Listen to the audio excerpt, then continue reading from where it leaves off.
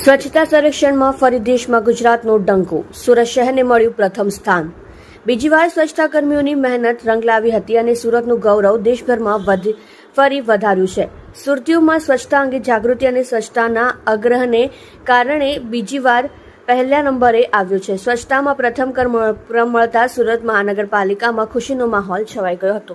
Diamond city, textile અને બ્રિજની નગરી સુરતને વધુ એક બિરુદ પ્રાપ્ત થયું છે. સુરત ક્લીન સિટી તરીકે પણ ઓળખ હાંસલ કરી ચૂક્યું છે. સ્વચ્છતા સર્વેક્ષણ 2024માં ક્લીન સિટી તરીકે સુરતને બીજી વખત બિરુદ મળ્યું છે. સુરતને દેશમાં બીજી વાર સ્વચ્છતા સર્વેક્ષણમાં પ્રથમ ક્રમાંક મળ્યો છે. સ્વચ્છતામાં પ્રથમ ક્રમ મળતા સુરત મહાનગરપાલિકામાં ખુશીનો માહોલ છવાઈ ગયો હતો. સ્વચ્છતાના આગ્રહને કારણે બીજી વાર પહેલા નંબરે આવ્યો. બીજી વાર સ્વચ્છતા કર્મીઓની મહેનત રંગ લાવી હતી અને સુરતનું ગૌરવ દેશભરમાં ફરી વધાર્યું છે. સુરતીઓમાં સ્વચ્છતા અંગે જાગૃતિ અને સ્વચ્છતાના આગ્રહને કારણે બીજી વાર પહેલા નંબરે આવ્યો. સુરત શહેર સમગ્ર ભારત દેશમાં સ્વચ્છ વાયુ સર્વેક્ષણ 2024માં પ્રથમ ક્રમે આવ્યું છે. ભારતના યશસ્વી પ્રધાનમંત્રી શ્રી નરેન્દ્રભાઈ મોદી સાહેબના નેતૃત્વ હેઠળ અને ગુજરાતના માનનીય મુખ્યમંત્રી શ્રી ભૂપેન્દ્રભાઈ પટેલ સાહેબના માર્ગદર્શન હેઠળ સુરત શહેરને આ સિદ્ધિ મળેલ છે.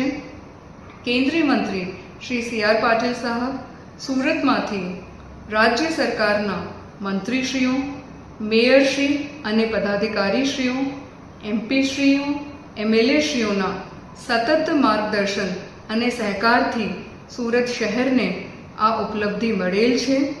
સુરત શહેરની વહીવટી ટીમને પણ હું અભિનંદન પાઠવું છું. આ ગૌરવ સુરત શહેરના લોકોનું ગૌરવ છે. સુરત શહેરના લોકોને એક્ટિવ પાર્ટિસિપેશન, એમનું એક્ટિવ ઇન્વોલ્વમેન્ટ અને એમના સાથ સહકારના કારણે સુરત શહેરને આ ઉપલબ્ધિ મળેલ છે.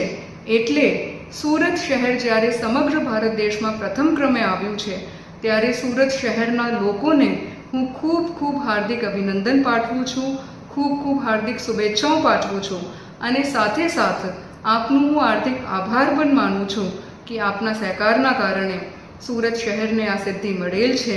ભવિષ્યમાં પણ એવી રીતે નવી સિદ્ધિઓ સુરત શહેરને મળે અને આપનું સાથ સહકાર અમને સતત મળતું રહે એવી અપેક્ષા પણ રાખું છું.